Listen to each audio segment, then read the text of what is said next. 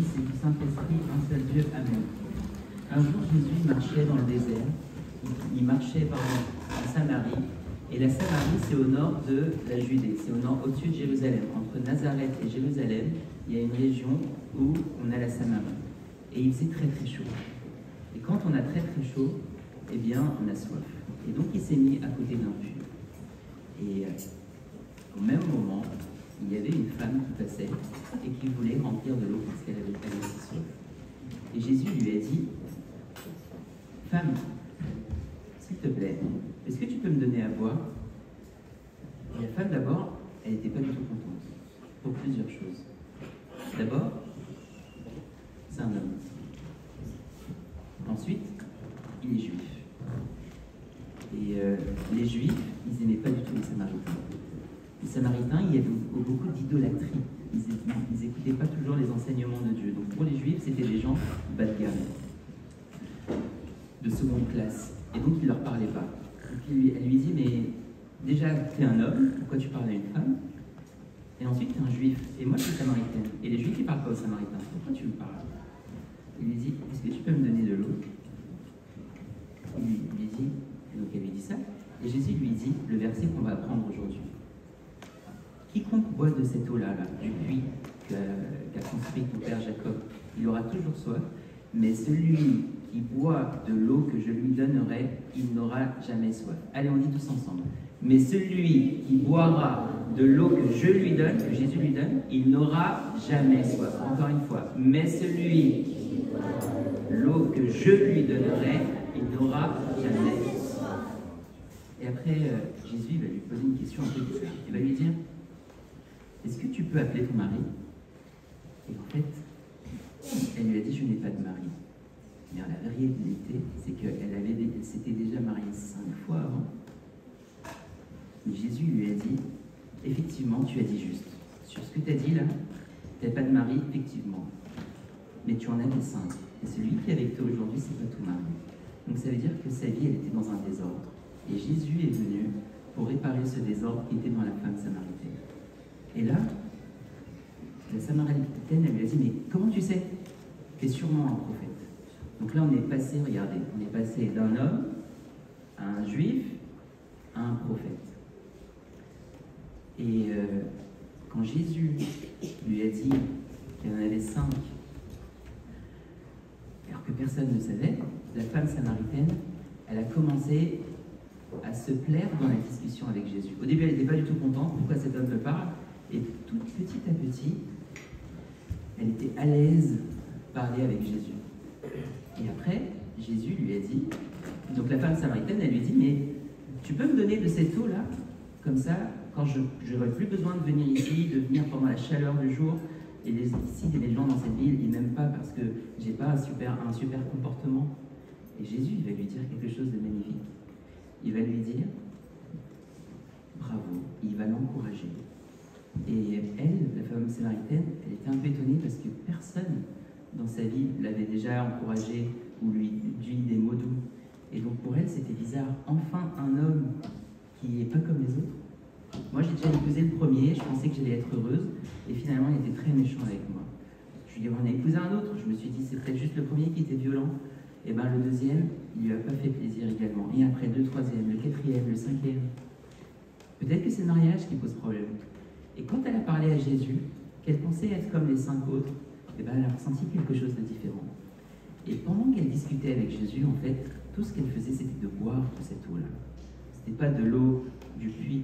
Et en fait, à chaque fois qu'on parle beaucoup avec Jésus, on est désaltéré. C'est cette eau dont parle Jésus quand il dit « Mais celui qui boira de l'eau que je lui donnerai n'aura jamais soif. » On dit ensemble « Mais celui qui boira de l'eau que je lui donnerai n'aura jamais soif. » Après, elle lui dit « Donc toi, tu es un prophète.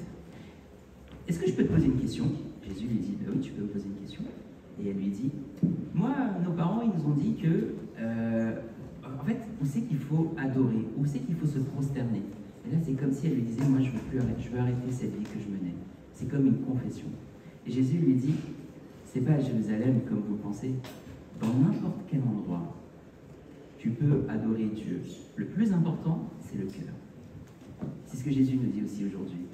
Pas forcément aller à l'église, mais ou pas forcément aller dans un endroit en particulier pour rencontrer Dieu. Dieu, on le rencontre n'importe où, à partir du moment où notre cœur est disposé. Et après, plus Jésus parlait, plus elle était heureuse. Et là, elle lui pose une dernière question, elle lui dit, mais on m'a dit qu'il y a un Messie qui va venir pour sauver tout le monde. Ce serait pas toi par hasard? Et là, Jésus va lui dire, si, c'est moi. Et là, elle était heureuse. Donc on passe d'un homme à un juif, à un prophète, au Messie sauveur du monde. C'est pour ça que ce dimanche de la Samaritaine, on appelle le dimanche de la joie de la connaissance. Le dimanche de la joie de la connaissance. Au début, elle n'était pas heureuse. Elle voit un homme, un juif qui est juif, donc il ne parle pas le samaritain, elle n'était pas heureuse. Puis petit à petit, elle découvre que c'est un prophète, que c'est des choses que des gens ne savent pas. Elle commence à avoir le sourire. Et là, elle est au comble de sa joie quand elle sait qu'elle est en face d'elle, elle a le Messie, le Sauveur du monde. C'est pour ça que c'est le dimanche de la joie de la connaissance. Les gens qui pensent que Dieu n'est juste un homme, ils ne sont pas heureux. Mais plus on avance dans la connaissance de Dieu et qu'on comprend que c'est le Messie, le Sauveur du monde, et bien on est heureux. C'est pour ça que c'est le dimanche de la joie de la connaissance. Et quand on est heureux de cette connaissance-là, eh bien, le comportement naturel qui vient après, c'est d'aller raconter à tout le monde, comme la Samaritaine elle a fait.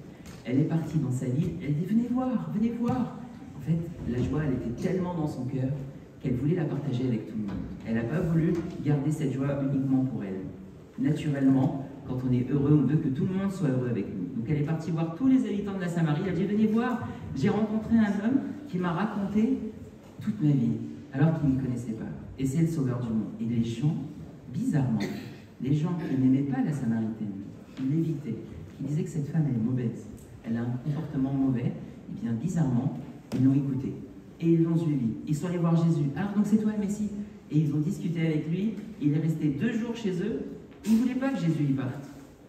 Et après, ils sont allés voir la Samaritaine et ils lui ont dit « Tu sais, nous on a écouté Jésus et on l'a adoré. Et on a vu que c'était le Messie. Pas uniquement parce que toi tu nous l'as raconté, mais parce que nous aussi, on a expérimenté notre relation avec lui. Et on ne voulait pas qu'il parte. Et n'importe qui d'entre nous, quand on expérimente cette relation avec Jésus, on ne veut pas qu'il parte de notre vie. On répète une dernière fois le verset, « Mais celui de l'eau que je lui donnerai n'aura jamais soif. » Je vais poser une dernière question. Est-ce que la Samaritaine, à la fin, elle a bu de l'eau ou pas? Oui. Non, elle n'a pas bu de l'eau. Mais en fait, si tu poses la question à la Samaritaine, t'es venu parce que tu avais soif. Et finalement, tu n'as pas bu d'eau, tu vas te dire, mais en fait, j'ai pas compris ce qui m'arrivait. Tout à coup, j'avais plus cette soif. Parce que pendant qu'il parlait, j'avais l'impression de boire de cette eau imaginaire. De cette eau qui a comblé, et j'avais qu'un sentiment, c'était de la joie. Dernière fois le verset, « Mais celui n'aura jamais soif, gloire à Dieu éternellement. »